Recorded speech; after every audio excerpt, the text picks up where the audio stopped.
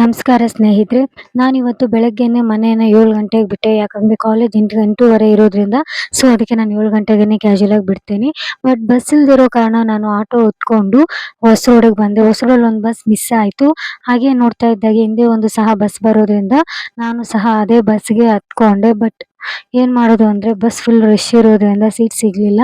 ಆಮೇಲೆ ಒಂದು ಸೀಟ್ ಸಿಕ್ತು. ಹಾಗೆ ಮ್ಯಾಮ್ ಸೆಮಿನಾರ್ ಮಾಡ್ಬೇಕಂತ ಹೇಳಿರೋ ಕಾರಣ ಆದ್ರಿಂದ ನನಗೆ ಬಂದಿರೋ ಟಾಪಿಕ್ ಕೇಂದ್ರ ಸರ್ಕಾರದಿಂದ ಅಂಗವಿಕಲರಿಗಿರುವಂತಹ ಯೋಜನೆಗಳ ಬಗ್ಗೆ ನನ್ನ ಟಾಪಿಕ್ ಆಗುತ್ತೆ. ಸೊ ಅದ್ರ ಬಗ್ಗೆ ಸ್ವಲ್ಪ ತಿಳ್ಕೊಳ್ಳೋಣ ಅಂತ ಸ್ವಲ್ಪ ಓದಿದ್ದೆ. ಬಟ್ ಅದನ್ನ ರೀಕಾಲ್ ಮಾಡೋಣ ಅಂತ ಇನ್ನೊಂದ್ಸಲ ನೋಡ್ತಾ ಇದ್ದೆ. ಹಾಗೆ ಈ ಟಾಪಿಕ್‌ನ ಕನಿಷ್ಠ 20 ನಿಮಿಷಗಳ ಕಾಲ ಮಾಡ್ಬೇಕಂತ ಹೇಳಿರೋದ್ರಿಂದ ಸ್ವಲ್ಪ ಭಯನೇ ಆಗ್ತಾ ಇತ್ತು. ಏಕೆಂದ್ರೆ 10 ನಿಮಿಷ ಆದ್ರೆ ಓಕೆ, ಏನೋ ಒಂದು ಮಾಡ್ಬಿಡ್ಬೋದು. ಬಟ್ 20 ನಿಮಿಷಗಳ ಕಾಲ ಮಾಡೋದು ಕಷ್ಟನೇ ಅಲ್ವಾ?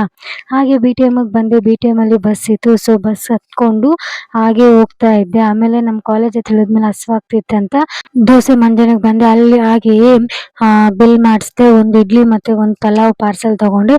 ಹಾಗೆ ಇಡ್ಲಿ ಸಹ ಅಲ್ಲೇ ತಟ್ಟೆ ಇಡ್ಲಿ ಸಖತ್ತಾಗಿತ್ತು ತಿನ್ನಕ್ಕೆ.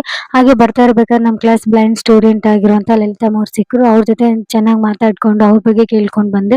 ಅಂತೂ ಇಂತೂ ಸೆಮಿನಾರ್ ಟೈಮ್ ಬಂದೇ ಬಿಡ್ತು. ಒಂದು ಸ್ವಲ್ಪ ಭಯ ಆಗಿದ್ರೂ ಸಹ ಹೆಂಗೋ ಒಂದು 20 ನಿಮಿಷಗಳ ಕಾಲ ಕರೆಕ್ಟಾಗಿ ಮಾಡಿದೆ. ನನಗೆ ಬಂದಿದ್ದು ಅಂಗವಿಕಲರಿಗಾಗಿ ಕೇಂದ್ರ ಸರ್ಕಾರದಿಂದ ಇರುವಂಥ ಯೋಜನೆಗಳ ಬಗ್ಗೆ ಮಾಡಬೇಕಾಗಿತ್ತು. ಅದು ಬಂದು ADIP ಹಾಗೆ UDID ಮುಂತಾದ ಯೋಜನೆಗಳ ಬಗ್ಗೆ ಸಹ ಡೆಪ್ತಾಗಿ ಹೇಳೋ ಇತ್ತು. ಹಾಗೆ ಊಟದ ಟೈಮ್ ಆಗೋಯಿತು. ಹಾಗೆ ಒಬ್ಬರು ಪಲಾವ್ ತೊಗೊಂಡು ಬಂದಿದ್ರು, ಒಬ್ಬರು ಸೇಮಿಯಾ ತೊಗೊಂಬಂದಿದ್ರು.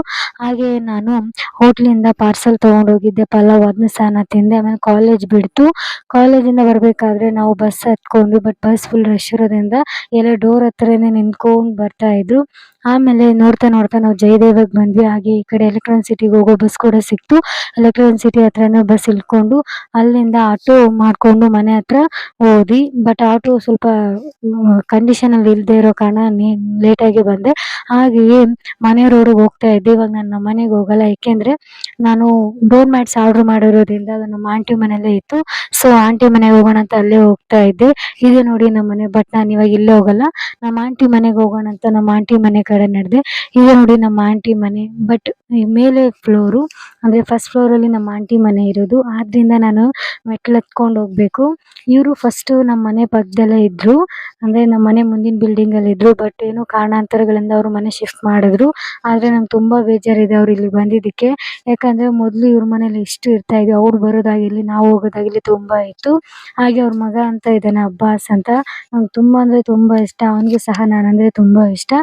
ಅಂದರೆ ಒಂಥರ ಬ್ಯೂಟಿಫುಲ್ ಮೆಮೊರಿ ಅವ್ರ ಜೊತೆ ಇರೋದು ಅಂತಲೇ ನನಗನ್ನಿಸ್ತು.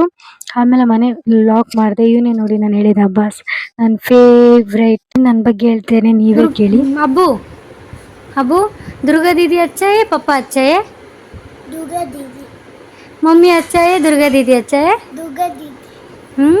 आई लव यू. अब किस दे दो. हाय.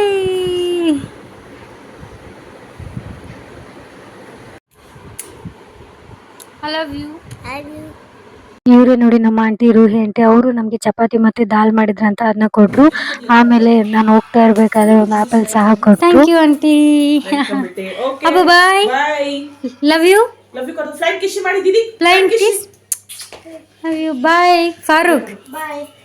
ಹಾಗೆ ಅದನ್ನ ಮುಗಿಸ್ಕೊಂಡು ನಾನು ನಮ್ಮ ಮನೆ ಕಡೆ ಹೊರಟೆ. ಇದೇ ನೋಡಿ ನಂದು ಇವತ್ತಿನ ವ್ಲಾಗ್ ಆಗಿತ್ತು.